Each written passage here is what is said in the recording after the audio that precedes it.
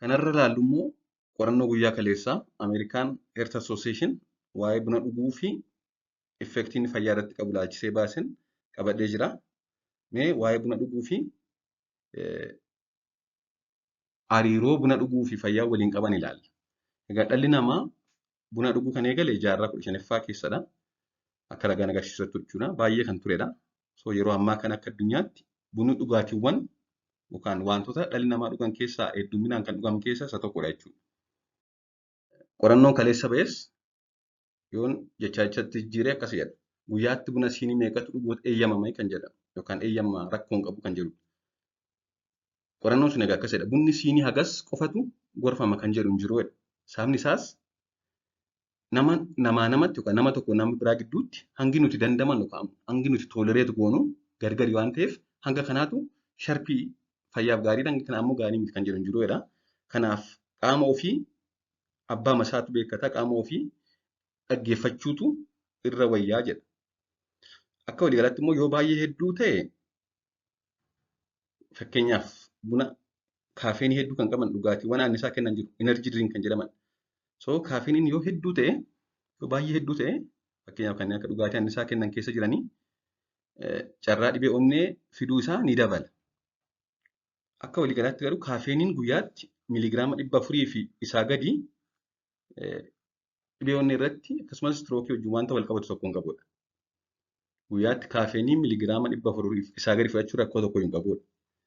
Buna gurraacha osoo sukkaara, kireemii fi ashaboo akkasumas mi'eessitoota biroo ittiin dabaliin duwwaasaa jechuudha xiqqeessanii guyyaatti siinii 2-3 dhuguun carraa dhibee sukkaaraa gosa lammaffaa yookaan taayip 2 diyaabeetis ni hir'isa.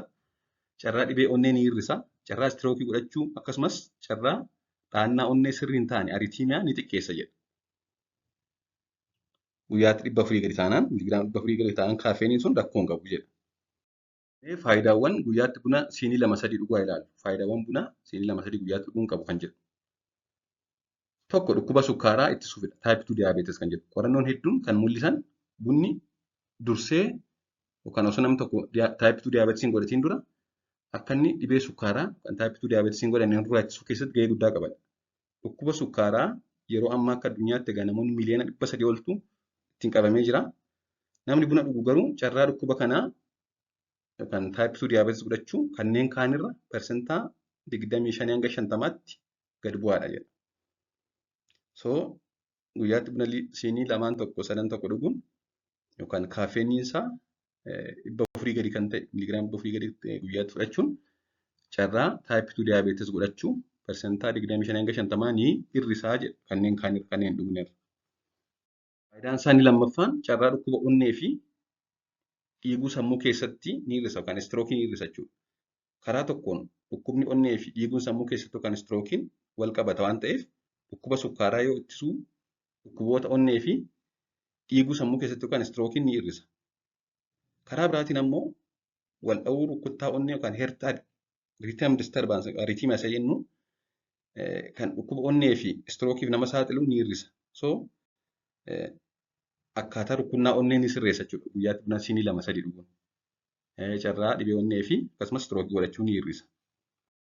Kana malees dhukkuba narbii ittisuuf ni gargaara. Buna dhuguun dulluma keessa dhukkuboota narbii waliin wal qabatanii dhufan ni ittisa jedha qorannoon. Madaala qaamaa eeggachuu dadhabuu, baalaansii of eeggachuu dadhabuu jechuudha. Maashaa qaamaa garmalee kottoonfachuu, qaamaan hollachuu, kanneen akka parkinsan fa'aa jechuudha. Waliigala kanneen parkinsan diizii jedhamu hir'isuu keessatti gahee guddaa qaba jechuudha. Akkasumas dandeettii waa yaadachuu dhabuu yookaan waa dagachuu kan demeenshiyaa yookaan alzeemarsi diizii jedhamu hir'isuu keessatti gahee guddaa qaba. Dhukkuboonni lameen kun yookaan parkinsanii fi dimeenshiyaa kan jennu kun keessumattuu namoota umuriin isaanii waggaa 65 ol ta'e irratti baay'inaan mul'ata. Dhukkuboota yaaluuf rakkisaa ta'anidhas. So namoonni buna dhugan guyyaatti siinii 2-3 dhugan carraan dhukkuboota kanaan qabamuu ofirraa ittisuuf kanneen kaanirra baay'ee ol ka'aadha jedha. Inni gara biroon kaanserii ittisuufidha. Kaanserii adda addaa ittisuuf. Qorannoon kan agarsiisu namoonni buna dhugan carraan kaanserii tiruudhaan qabamu liver kaanseriidhaan qabamu persentaa 40 gadi bu'aadha jedha warreen kaanirra. Akkasumas carraan kaanserii marmaanii persentaa 15 kanneen kaanirra gadi bu'aadha jedha. So kaansarii tiruu, kaansarii marmaanii fa'aa hir'isuu keessatti gahee mataa isaa qaba jechuudha. So akka waliigalaatti egaa guyyaatti buna siinii 2-3 yookaan kaafeenii miiliigiraama 400 gadi fudhachuun fayyaaf faayidaa hedduu qaba. Yoo miiliigiraama 400 ol ta'e garuu miidhaa qaba jechuudha. Galatoomaa turtii gaarii.